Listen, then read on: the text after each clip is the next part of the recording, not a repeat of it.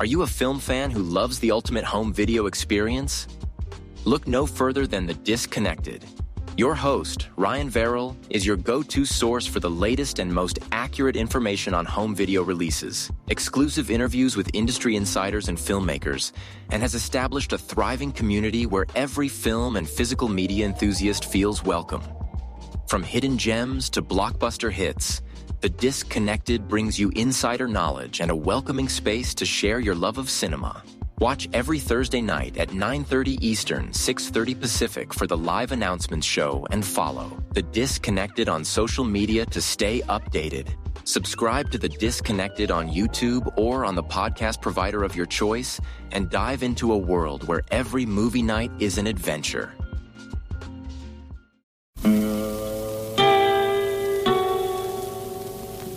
Hello, filthy movie lovers. My name is Gentry Austin. And I'm Casey Scott. And we're the hosts of the Sin Syndicate, film podcast for something weirdos, anti-criterion bros, and Joseph Sarno aficionados. Join us semi-weekly as we peer into the adults-only theaters and sticky-floored cinemas of the golden age of sexploitation, when the morals were loose, the laws were murky, and the intercourse was all simulated. Find us now on the Someone's Favorite Productions podcast network.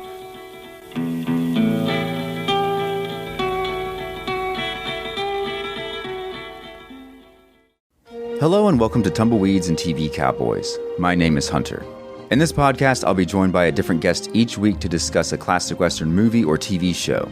I've been a fan of classic Westerns for as long as I can remember, and in recent years, they've become very nostalgic for me. I love the aesthetic, the tropes, and I love seeing different filmmakers' takes on them. At their best, they're incredibly entertaining, rewatchable, and some of my all-time favorite movies are Westerns.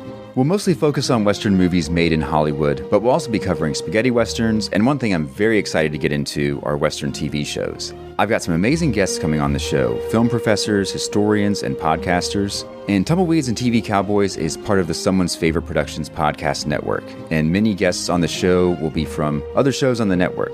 Thanks for listening. Welcome to the Life and Times of Captain Barney Miller podcast. I'm your host, Mike White, and joining me, of course, is the rookie, Chris Dashew. I don't want to book this man of the cloth. I really don't. Don't force me to do it, Mike. On this episode, we're talking about 3 episodes of the original Barney Miller Show from Season 3. Episode 16, Abduction, which was directed by Bruce Bilson, and that came out February 3rd, 1977.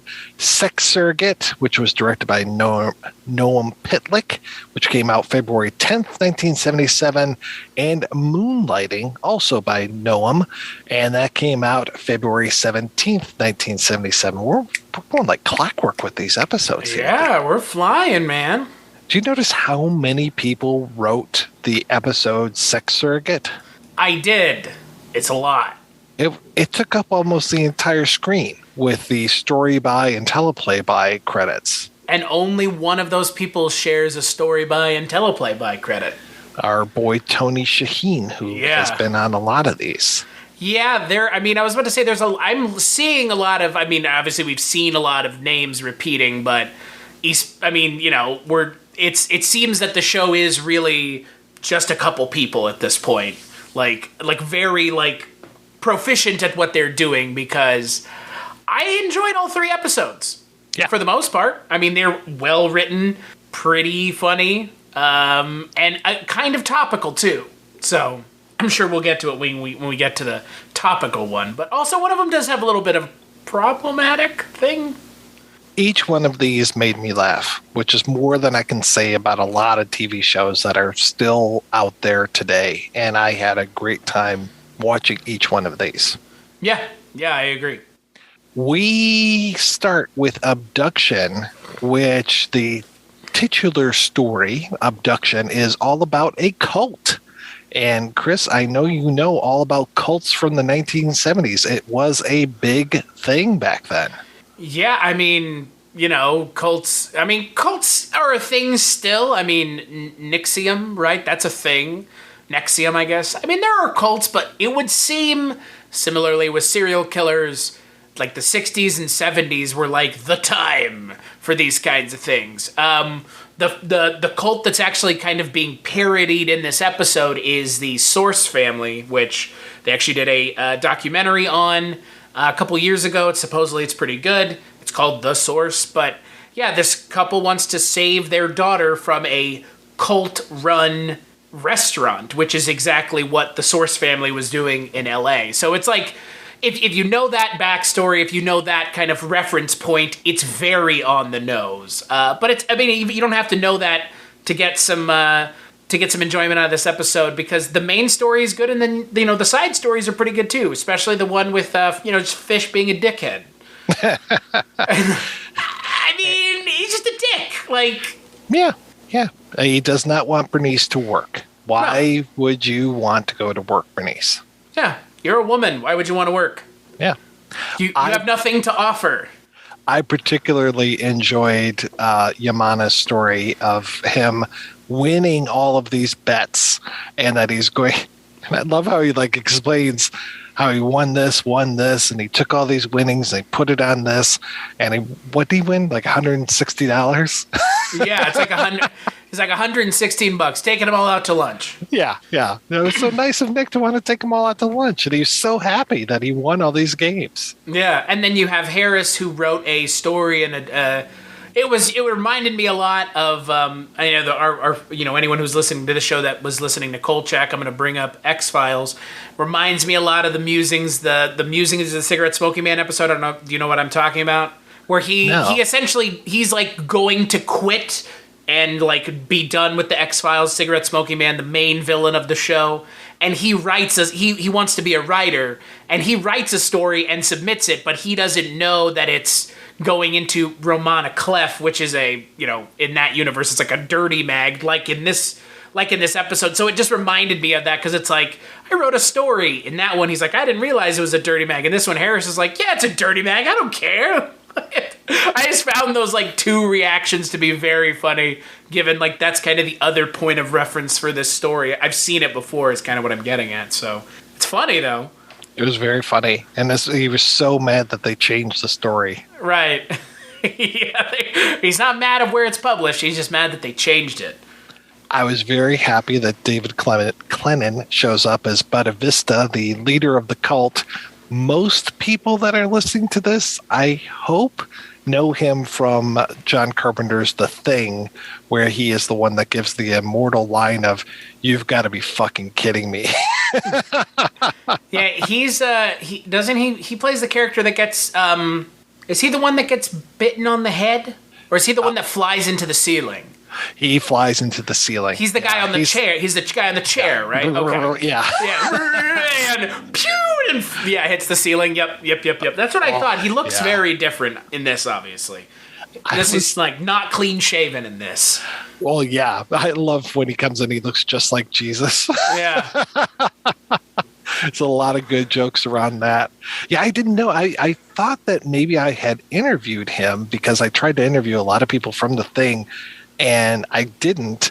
And then I was looking him up, and now he is writing for a left-wing publication where he's just it's very, very political, skewed more towards my likings. But I was just like, oh, interesting. He's very active politically now. I was like, all right, cool. In fact, there was something where it was just he is now trying to bring to the Emmys' attention all of the omissions from Ken Burns' Vietnam documentary. I'm like, oh, okay, thanks. Yeah, he apparently was... he turned in his selective service identification card, which is a federal felony, when he was asked to go to Vietnam, and he joined the draft resistance movement, which is fine by me. Cool, man. That's awesome. I mean, that's good. I mean, look, it's good that he was on a show that has Max Gale, another good man. So, I'll take it. I did not recognize the people that played Barbara Lynn Wheaton's parents. I think Vivi Janice, the mother, I think I've seen her maybe in a couple things, but nothing where I was just like, oh, it's her. Like usually when we're watching these, it's like, oh, I know that actor. I've seen that guy 1,000 times before. Especially in the next episode. Oh, yeah. Oh, my God. Yeah, and we'll talk about one character, I think, from the 3rd episode who we have seen before and who's going to start coming back in a very regular way. So, yeah. But yeah, I thought this was a very solid episode. I thought the way that they tied all these stories, the whole thing of Bernice, seeing the cult leader, Bernice talking about, working at the restaurant, Bernice interacting with Harris around the magazine that, she's like, oh, you should still be very proud of yourself. How many people can say that they've been published in a magazine? I thought that she's barely in it, but she interacts with all of these stories. I was really happy with the way that they brought her in. So this is the 4th time she's been on the show. There's 2 more appearances. And do you know what happened 2 nights after this? No. That's when Fish premiered. Really? Yeah, so 2 nights, February 5th, 1977 is the night that Fish premiered. So they were running in tandem. I didn't realize that. Yeah, it's kind of strange because I found that out by reading a review here on IMDb, and I didn't realize it either because that strikes me as odd. Yeah. But I mean, again, in my mind, I'm sitting here thinking, well, why wouldn't they do that? Because I don't assume that Fish opens with Fish retired. Maybe that's factored into the plot. I mean, we haven't gotten there yet, but I mean, I guess maybe we should at some point soon, given that this is when, this is kind of the deflection point here for the show, because Fish, I mean, if Fish starts 2 nights after this, I mean, we're right here at the moment when Fish becomes his own character for whatever damn reason. Well, that's interesting because I'm trying to think of other shows, because we've talked about spinoffs a lot so far, just trying to lead up to this Fish show. And we've talked about Joni Loves Chachi, and I think even A Different World was a spinoff of Cosby. And it's like, I'm trying to think of other shows where there was the main show happening and the spinoff, and the character was on both, because normally it is a much more of a clean break where it's like, okay, Joni Loves Chachi is starting. Joni is not also, because she was living with the Cunninghams, and then Joni Loves Chachi, she's living with Chachi. So it's like you couldn't really have both. So I'm trying to think if I'm sure it'll come to me 5 minutes after we're done recording where it's like, oh yeah, of course there was this. But it strikes me as very odd that Barney Miller and Fish are running concurrently. But it kind of makes sense to me just because of how we've talked about the bringing in those obnoxious kid characters, and that we've already seen them. They've been introduced. So now if we move into Fish at this time, those characters are already established in the universe. The Barney Millerverse. Yeah, the Millerverse. So the story here, and I just checked on Wikipedia to confirm, it is February 5th, 1977. So it is 2 nights after this. So it wasn't like an 8 o'clock and then an 8:30. No, it was it was 2 nights later. So what happened was Danny Arnold didn't want to spin off the show because he didn't like the idea of Fish having his own character. And then Danny Arnold said, "Okay, I'll spin you off if you continue to be on Barney Miller." And Abe Vigoda said, "No, I'm quitting Barney Miller, and I want Fish to be its own thing because I want to be the lead." Huh. And so they said, okay. So Abe Vigoda essentially fired himself from Barney Miller.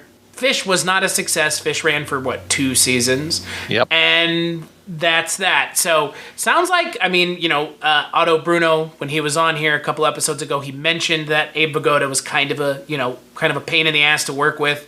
And he got his big head, and he kind of got a little full of himself. And then it's kind of, hey, look, I can't blame the guy, frankly, because if someone says, hey, do you want to be the star of your own show? I would have been like, yeah, sure, why not?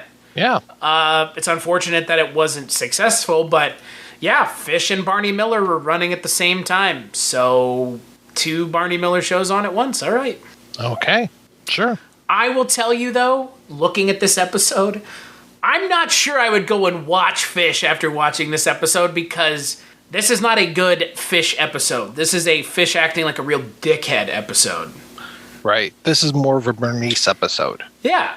And I'm not sure about yourself, but like, would you have wanted to watch Fish? I don't know. I mean, I like Abe Vigoda so much, his reactions and all that stuff. Yeah. And I understand your objections with the way that he is very, very grouchy. But, I mean, this is also the era of Archie Bunker, where you've got these non-likable characters, but he is likable most of the time. Yeah, I was more just commenting on the fact, like, he's not very funny in this episode. No, like, if you were watching this and like, oh, there's another show going to be on about this character, I'm like, nah. And clearly, I'm not alone in that, because the show ran for 2 seasons. So Right. But yeah, I love him on Barney Miller. I mean, he's my favorite part about Barney Miller. We've said this like multiple times now. So. Well, let's move over to Sex Circuit, which, like I said, aired February 10th, 1977. And this one, talking about familiar faces, so many familiar faces in this one. Doris Roberts in here, Billy Barty's in here. But for me, the one who is driving me crazy was Marilyn Sokol, who plays the titular sex surrogate. And I could not place her. And then finally, I realized, oh, she's Valerie Perine's neighbor / best friend from Can't Stop the Music, where she is this, ironically enough, total horn dog in that. I mean, she is lusting after all of the village people and Bruce Jenner. It's so weird for me to say that. And Steve Guttenberg. I guess that's even weirder for me to say. But yeah, she is the sex surrogate, and man, oh man, Wojo does not know how to make that out. Does not know what a sex surrogate is. I was going to say, it sounds like Marilyn Sokol's character in Can't Stop the Music is going to be really disappointed. Oh, yeah. She lives to be disappointed. But in here, it's funny because, like I said, she's sex crazed and Can't Stop the Music. Here, she works not necessarily in the sex industry, more in the psychology industry. And she's so professional in this, and just is like, completely will not be pigeonholed as a prostitute, and she won't ever take the bait, as far as like Wojo's trying to bait her with a lot of stuff. No, I mean, look, sex surrogates are a real thing. Like, it's a thing. It's a helpful thing. It's funny to see a show in this time and place taking a stab at that, because I mean, it is. I mean, where the show comes at it from is it's new agey, right? Mm-hmm. Like, that's kind of what the show is kind of poking fun at, is like the new aginess, and like, oh, is it prostitution? Like, sex surrogates are a great thing, and I like that the show is broaching the topic here, that it is not doing it in a way that feels exploitative. I mean, the show doesn't have a track record of poor addressing of certain topics. For the most part, the show does a pretty good job, I think. I mean, the gay characters are not treated too poorly, at least comparatively to other shows at the time. I mean, you have African American characters as leads. You have Hispanic characters as leads. Asian American actors as leads. The show is operating. I know our audience sometimes probably thinks that I'm completely a millennial, which is fine. I don't give a shit. But it's woke. This show is pretty woke for the time and place that it came out. I mean, come on. I mean, so were a lot of shows. I mean, a lot of shows were. And the stuff that we're going to be talking about an episode with a character who is, as the show says, slow in the next episode. And this one is talking about sex surrogacy, and it's really good. Yeah. Yeah, I really liked it. And, eventually the problem that Mr. Kaufman has is solved. I guess he gets very turned on by having Doris Roberts in jail. I mean, who wouldn't? Right. And I thought we were going to get really lucky with this one, because Levitt comes in right at the beginning of the episode and announces that he's retired, or he's quitting, because he's tired of waiting for that promotion.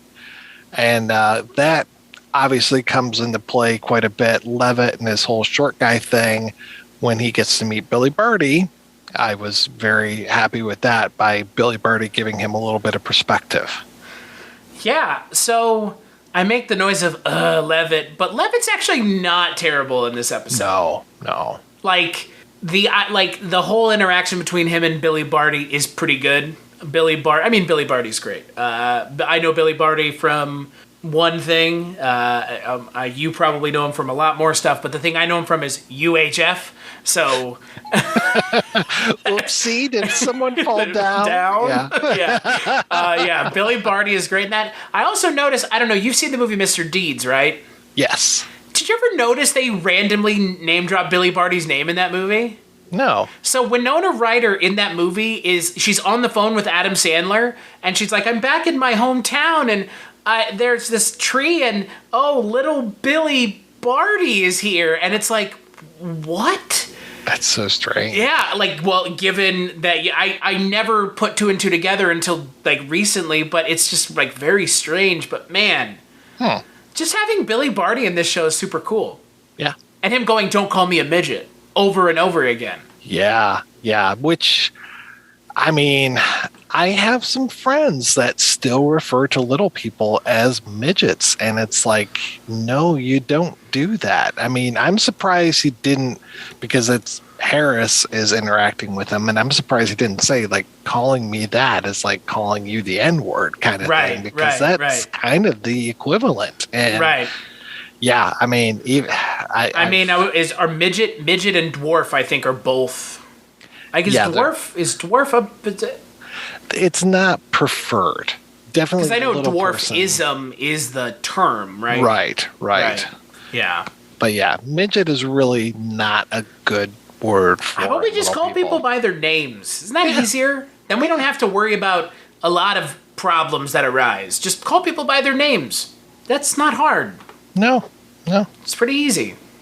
But yeah, I am kind of surprised the show could have gone that way. It would have been interesting to see Billy Barty say that to Ron Glass's character, but I wouldn't have been out of place in this show.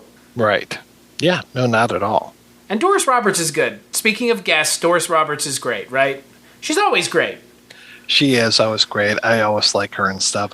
The guy that plays her husband, Eugene Elman, I didn't really recognize him. He's got a long filmography, 26 credits, including the ill-fated Michael Richards show. And that's Michael Richards, not Mike Richards, the new controversial host of Jeopardy! The new controversial host of Jeopardy! Is a term no one should be using for anything. Also, I have heard that Michael Richards is a huge fan of casual racism. Speaking, remember when he was at that club and he's like, "It's a midget. It's a midget." Wow. That's horrible. God. Oh, my God. Oh, yeah. 50 years ago. Oh, my God. I'm not even going to say it. It's just so fucking bad. Look, speaking of spin-off shows, the fact that there was ever a Michael Richards show, woof. Woof. I went to, sorry to take us so off track, but years ago I was in Las Vegas, and they've got this thing that you go to where you can watch pilots. You're aware what TV pilots are, right? Yeah. Just kidding. I'm making a Pulp Fiction reference. Oh my, wait a second. Whoa, man. Why would you do that? The timeline just diverged there, dude. The timeline's going way up now. You gotta come and prune it. Prune it, yeah. Yeah. But we went and saw a pilot for a TV show, which I think actually got made and was on the air for a little bit, but it was God, I can't even remember the Jason Alexander and Malcolm Jamal Warner, and it was those two in this comedy show together, and I was just like, okay, I don't think this is as good as Succeed, guys, and you know how much we're talking about that show right now, so everybody, it's on everybody's lips. Remember that show with Malcolm Jamal Warner and Jason Alexander? Remember? Look, we've talked about this before. Even with this show, right? You are lucky if you are an actor to ever be on something like this, because this is, for a lot of actors, being a series regular on a show that runs for like, you know, as many seasons as this show ended up running, which is what, 8 seasons? Yeah. I mean, good God in heaven, you never have to work again. And sometimes some of those actors shouldn't. I mean, dun dun dun dun dun dun ching. I mean, Jason Alexander and Michael Richards have effectively done nothing since Seinfeld. But like, that's okay, right? Like, Yeah. you know, Julie Louis-Dreyfus has done a lot. Jerry Seinfeld hasn't. You know, I mean, I'm not sure, you know, look, Hal Linden's still working, which Yep. I find to be admirable beyond belief. But like, sometimes you're just like, I don't give a shit. I'm gonna cash my syndication check every month and fuck it, I don't care. I mean, holy shit. Barney Miller's been syndicated since like 82. Seinfeld's been syndicated since it went off the air. Like, you have a paycheck for the rest of your life. I mean, Doris Roberts would end up finding that out all the way back to this episode. I mean, Doris Roberts ends up being on a show where she was cashing checks every month until she passed away for that show being in syndication. I mean, that's pretty good. But, you know, I mean, at the same time, you sometimes can't jump out of the box of the show that you were in before. Michael Richards, Jason Alexander, Matt LeBlanc. I mean, David Schwimmer never went on to be in any other TV show of value until that when he played Robert Kardashian. So, Right.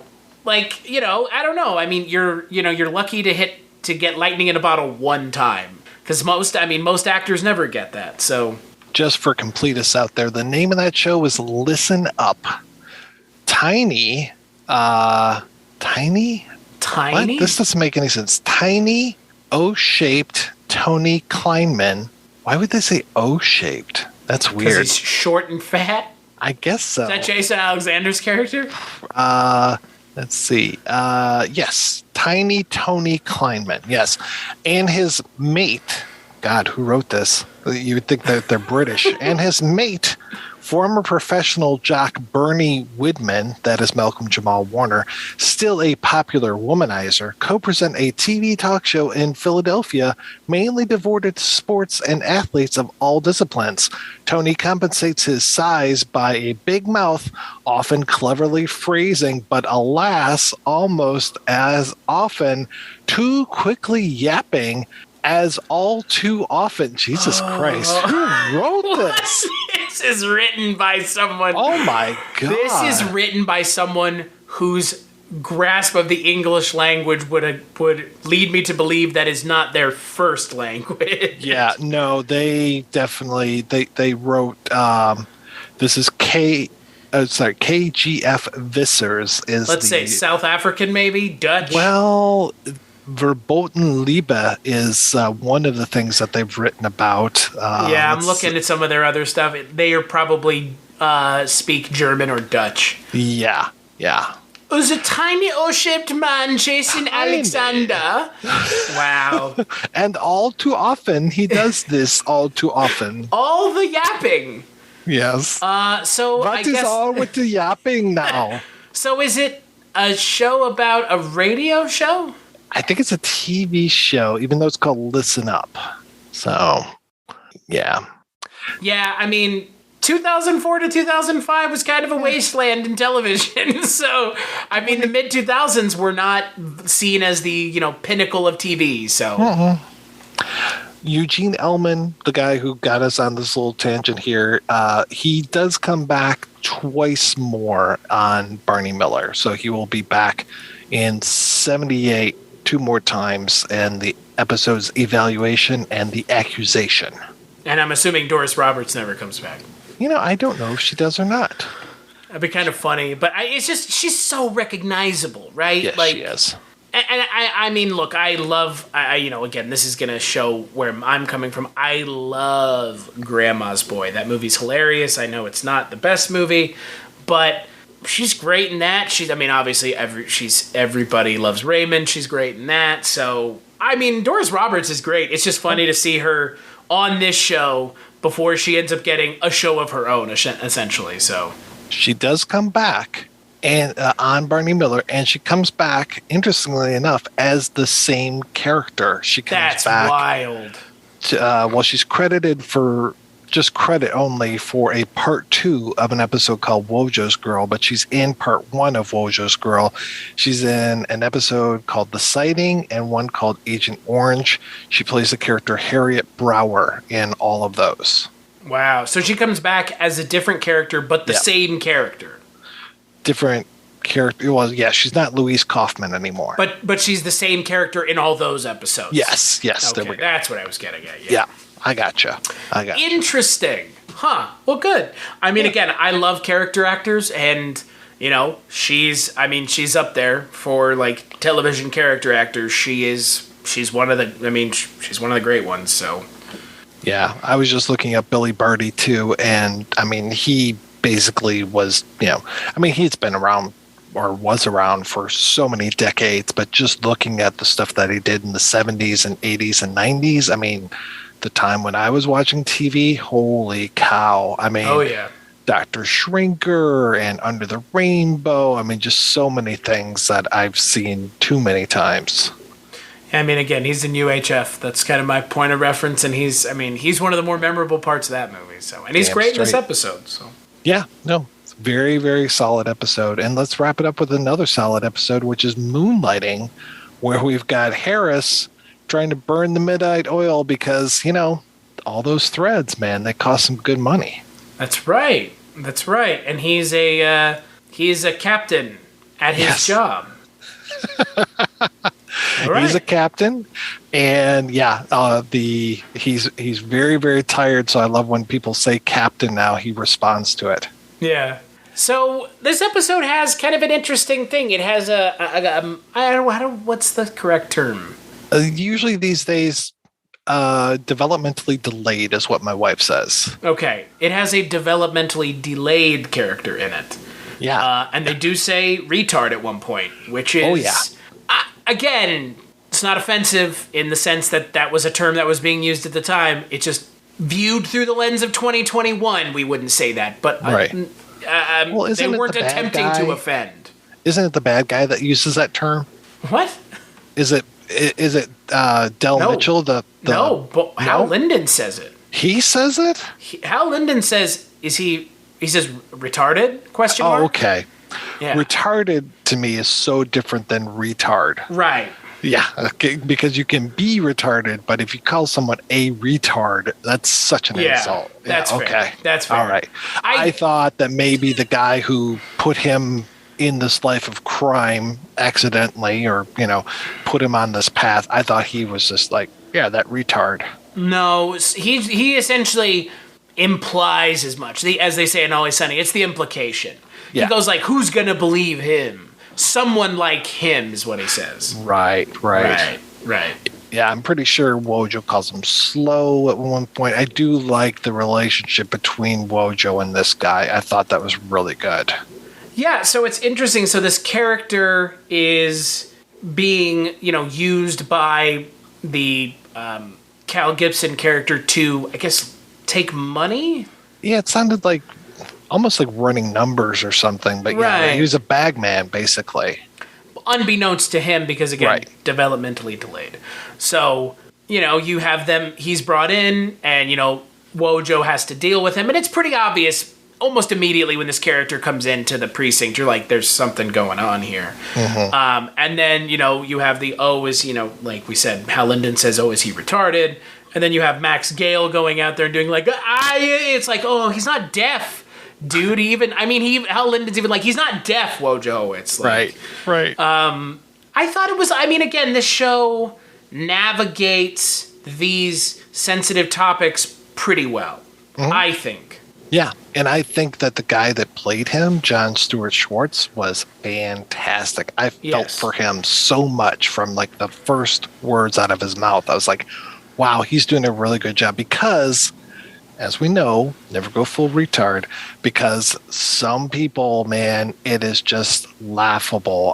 Some of the worst performances, Rosie O'Donnell and the other sister, Giovanni Ribisi, and Jennifer Sean Penn. Lewis, Sean Penn. You can go too far and just, whoa. But then you can do a good one, like the Bill films with Mickey Rooney. It's just like, okay, yeah, that's pretty good. But man, if you go too far, look out. And I think that he plays it just right. He's like right up there with like Larry Drake in LA Law as Benny. He's like right there as far as like very sympathetic, developmentally delayed person. Yeah, I would agree. I mean, it's, again, like you said, you can go too far. And I mean, you can go too far with any role. Anytime you take on a role like this, first off, I have to applaud any actor who's willing to take on a role like this, because immediate lightning rod, immediately you've put a target on yourself. But you've also taken it upon yourself to hopefully do the community that you're portraying justice in some form or fashion. And yeah, like you said, there are a lot of actors who I'm not sure what they're taking away from talking to people who are developmentally delayed, being around them, reading about it. I wonder what they're taking away from it when it is so kind of goes from parody to almost like unintentional satire. And it's like, what did you take away? I don't know what you saw, but I mean, similarly with yourself, I'm sure my school that I went to, I was around, not a lot, but there were a fair amount of kids in my grade. I mean, I was in school with like 1,200 kids, so I went to school with a couple, handful of kids who were developmentally delayed, and I saw the way that they were. And then you go and watch movies and stuff where they're trying to be respectful, and it's like, I don't know what the fuck you even are thinking. It's just, it's not just bad, it's really bad. It was very funny. John Stewart Schwartz, I have seen almost everything in his credited filmography. He is mostly known for his mime work. He is Bustrod in The Forbidden Zone. Have you seen The Forbidden Zone? I have, and I did a podcast on it. Forbidden Zone is a wild-ass movie. So he's Bustrod the Frog in that. And then he also is he's playing a toy in The Incredible Shrinking Woman. I actually can picture him in my head in this. And then I went to his official website where he doesn't go by John Stewart Schwartz, which is kind of understandable. So many people went by fake names in Forbidden Zone. I need to go back and watch that Barney Miller and see what name he goes under in that. But on his website, he goes by John Nathan, and he has Buy My CD. He's got clips from The Young and the Restless. There was a TV series called What You Should Do from the Lifetime channel. He's got his demo reel out there, and he's got a mime show out there. So he seems like a pretty interesting cat. I'm surprised I didn't try to interview him when we did Forbidden Zone on the projection booth. Yeah, I mean, it sounds like... look, I think anybody who was involved with Forbidden Zone's an interesting cat. I mean, Forbidden Zone it's a wild movie. Very oingo boingo, let's just put it that way. Yeah. I would have to go back and rewatch it. It's not, it's not really ringing a bell, but it's been a couple years since I saw Forbidden Zone. He's great in this. I would be interested to see him in something else. Because, it's surprising how well he does, given how kind of unassuming what he's doing is. Like, Yeah. And most of his scenes are just right there at Wojo's desk. Yeah. He barely even stands in this episode. He's just there across from Wojo, interacting with him, and then eventually with Barney. And then you have Dietrich. Dietrich shows up. Abe Vigoda's not in this episode. Oh, yeah. I didn't even realize that Fish wasn't there. But yeah, definitely Dietrich's there. And Dietrich plays into this whole story that we have with John Dulligan as Sylvester White. And he actually was in an earlier episode that we watched, and he will come back. Talking about Doris Roberts in the last episode, he will come back as a much more recurring character, Ray Brewer, as time goes on. But he was in the Happy New Year episode, and he was a pickpocket in that. And then he will come back as a few other characters, and then will come back as this Ray Brewer character in 79 and be there all the way up to the end series, the end show of Landmark. Interesting. Yeah. Yeah, I mean, he's a pretty prolific television actor. I mean, he's worked on all kinds of stuff. So, including one of my favorites, BJ and the Bear. BJ and the Bear. So, I really like him in this. And yeah, he's great. And I like, too, that there's this kind of misunderstanding where he has bought stolen goods, but people think that he stole it. But no, the person that actually stole these goods is a reverend who is, I guess, just kind of fed up with the world. Great name for the actor, too, with the character he's playing, George Pentecost. Yes, that was perfect. What the hell's up with that? It's the role I was born to play. Yeah, this is the role of a lifetime. It's really funny, too. So I had mentioned Abe Vigoda. Abe Vigoda shows up in one more episode this season. That's it. Wow. Well, yeah, too busy with fish. Yeah, he is in one of the episodes we're going to talk about on the next episode, Group Home, which also features Bernice as well. So her 5th of 6 appearances is coming up. All right. I guess unbeknownst to us, with no fanfare, we're in an Abe Vigoda-less future. Yep. Well, how about, does he come back in Goodbye, Mr. Fish? He has to, right? That's the first 2 episodes of the 4th season. I would assume so. Yeah. I mean, but that's still only 3 more episodes of the show. So hopefully we're going to get a lot more Dietrich. Yeah, so Phil, Fish, Abe Vigoda's actually only in the second part of that episode. Oh, interesting. So, yeah, and that's the episode that Bernice is in as well, or, Florence Stanley. So, I guess we're about to be in a, so it goes 2 more, there's 2 more episodes that he's in, and that's it. All right. Past that. So, that's, it's kind of without fanfare. Yeah, at least they named the episode after him with Goodbye, Mr. Fish, as opposed to Goodbye, Wentworth. Yeah. No, there was no Goodbye, Wentworth. Goodbye, Gregory Sierra. Yeah. See ya, Chano, I think the episode was called. To be fair, this show would have been called Adios, Chano. Oh, there you go. Yeah. I mean, look, Landsberg ingratiated himself to me the moment he has the one-liner at the end of this episode. Barney asked him, what are you going to do if you get to heaven? And, you were, denying it your entire life. Oops. Like, what do you say to the person at the pearly gates? Oops. Like, that's so great. And it's just so dry and so matter of fact. Like, good. I love that he tries to be funny. His whole thing of like, I'm going to take a walk. He's great. Steve Landsberg is great. He's so good. Yeah, it's just it's like Abe Vigoda, but even drier. Oh, so dry. He is the Sahara. It is fantastic. I mean, this is like, I would not be surprised if a young, oh God, why am I blanking on the guy's name? Talking about comedian? Yeah, I was going to say Mitch Hedberg. Mitch Hedberg, yeah, but I'm thinking you're talking about the guy from Half Baked, the guy on the couch. Yes. Steve.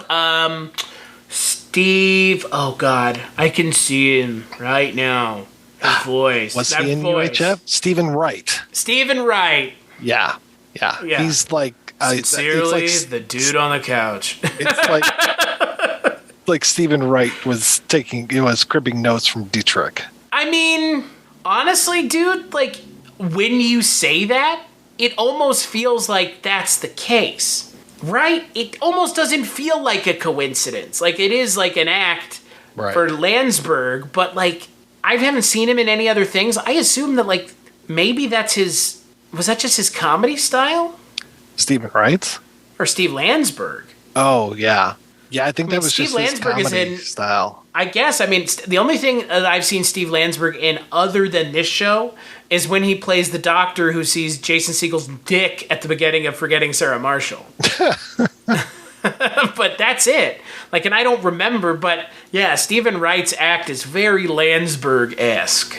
Which is funny because Wright was actually doing his stuff at this time. Like, I think he was doing stand-up around this time. Oh, really? And yeah. And get this, in 79, he gets one of his first credited roles as a security officer in WKRP in Cincinnati. The episode is called Fish Story. Wow. Wow. So, I'm curious, Mike, since we're now about to be in a fishless world. Abe Vigoda's run on the show. What do you think? Oh, I thought it was spectacular. Yeah. Yeah.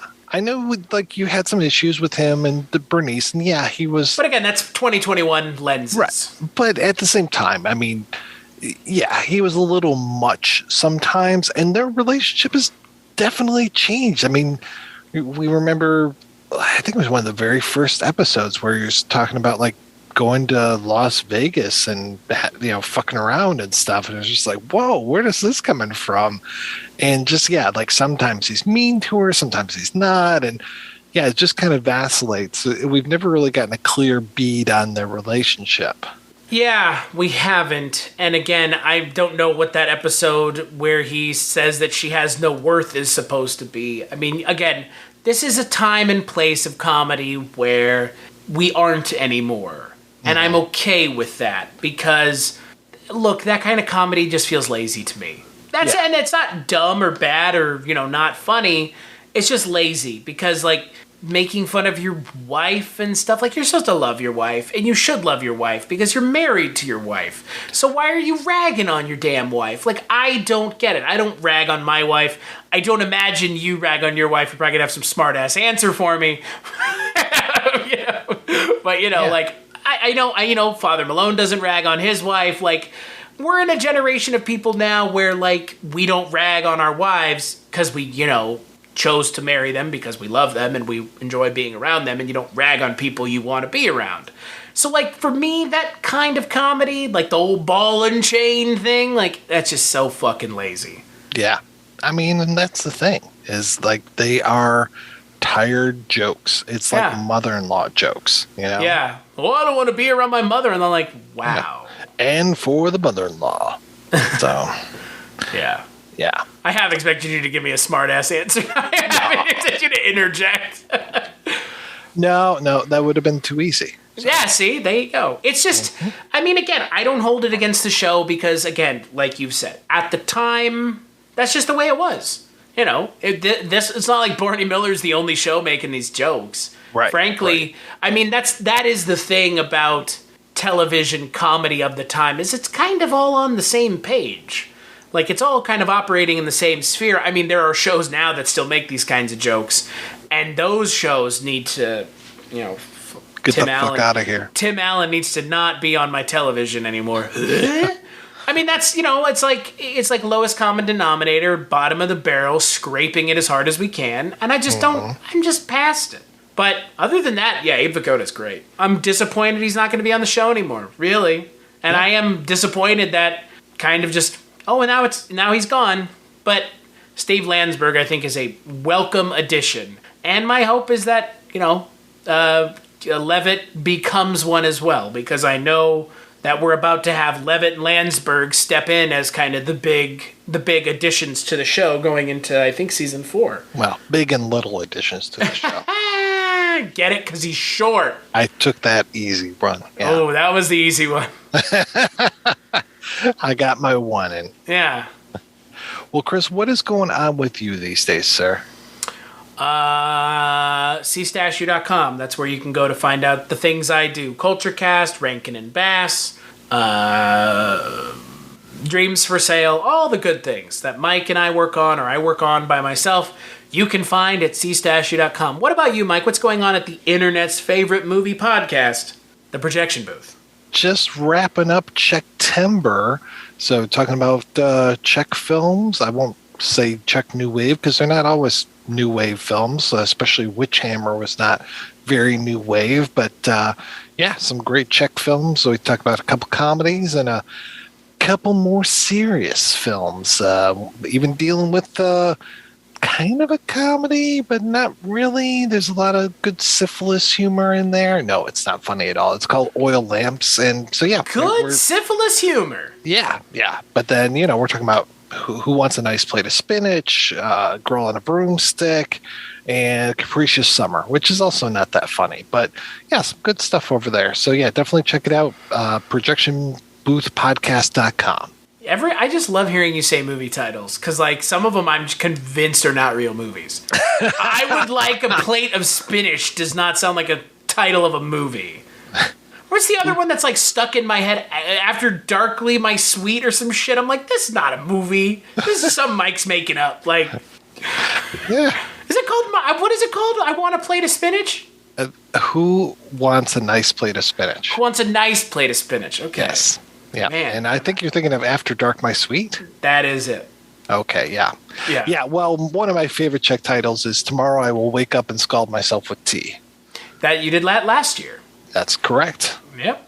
Around the same time that we did For All My Good Countrymen. Yes, and Vladimir Menchik is going to be in 2 of these films at least this month. So he's in Nice Plate of Spinach, and he is in... not Capricious Summer, but the Girl in a Broomstick. Menchik was the guy from All My Good Countrymen with kind of that snaggle tooth, the guy who pours all the acid on his feet, and then he like has all those feathers all over him. So, right. Oh my God. Right. I completely forgot about all that. My God. There you go. Blast from the past.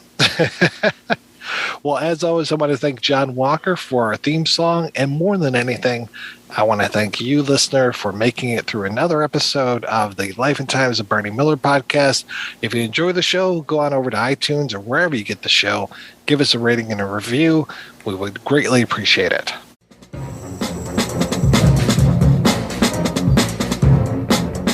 Hello, this is Aaron West. I am the author of the A24 New Wave.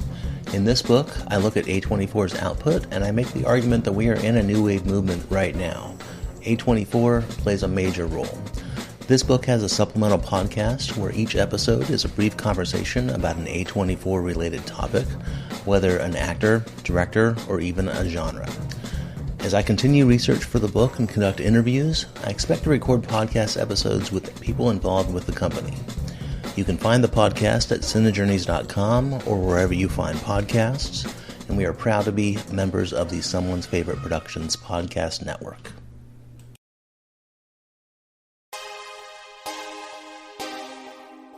The audio commentary.